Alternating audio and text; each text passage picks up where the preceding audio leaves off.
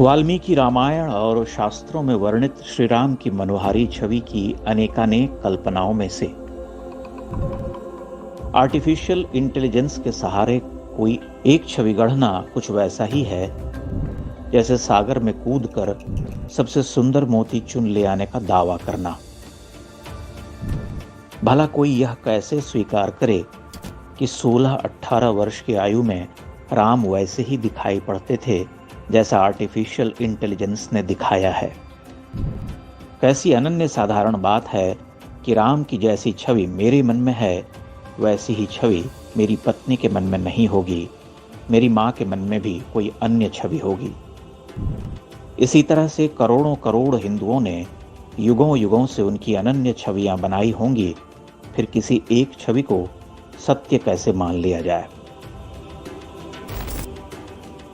दरअसल इस छवि को स्वीकृत करने में बड़ा संकट दिखाई पड़ता है। पहली बात तो यह कि वह छवि सुंदर होकर भी अनुपयुक्त बेमेल सी प्रतीत होती है। एक आधुनिक सिनेमाई चॉकलेटी सा चेहरा सामने आता है जो राम तत्व के उदात्त स्वरूप के आसपास भी नहीं ठहरता। और भला कोई गढ़ी हुई छवि उस पूर्णता को कैसे प्राप्त करे जिसके लिए हम शतियों से अपनी कल्पना और सृजनशीलता में डूबे हुए हैं, फिर भी किसी एक रूपाकार पर सहमत नहीं होते। वाल्मीकि के राम कालिदास के राम नहीं, कालिदास के राम भवभूति के राम नहीं, भवभूति के राम कंब के राम नहीं, तुलसी के राम इन सब के राम नहीं, निराला के राम तुलसी के राम नहीं। और हम कोटि कोटि जनों के कोटि कोटि राम हैं। सबने अपनी दृष्टि से उन्हें देखा, सभी अपनी श्रद्धा से उन्हें चित्रित करते मिटाते रहे, तब भी संतोष न हुआ, प्यास न बुझी।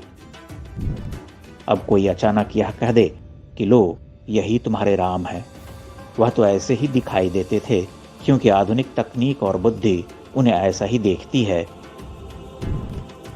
तो युगों युगों से हमारे देखे अनदेखे राम का क्या होगा?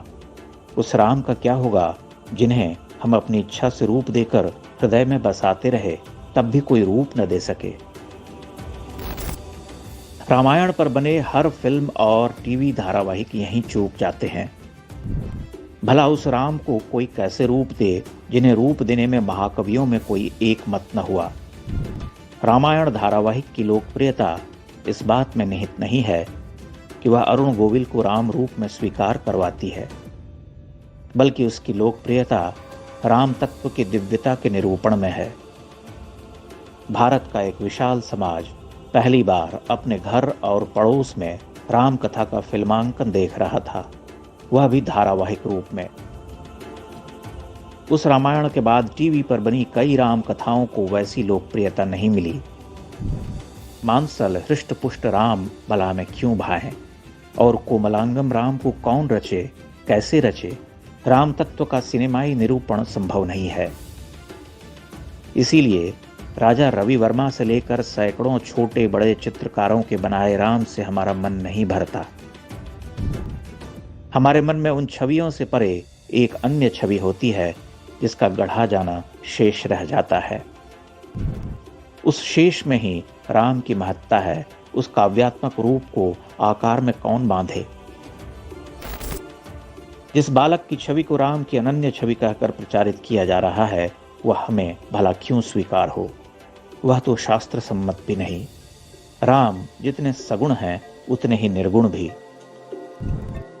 उनके रूप के हजारों उपमान हैं, किंतु किसी एक उपमान की सर्वस्वीकार्यता नहीं है। वह संभव ही नहीं। यह बात कोई साधारण हिंदू भी समझ सकता है, क्योंकि हर हिंदू के हृदय में उसका अपना राम है।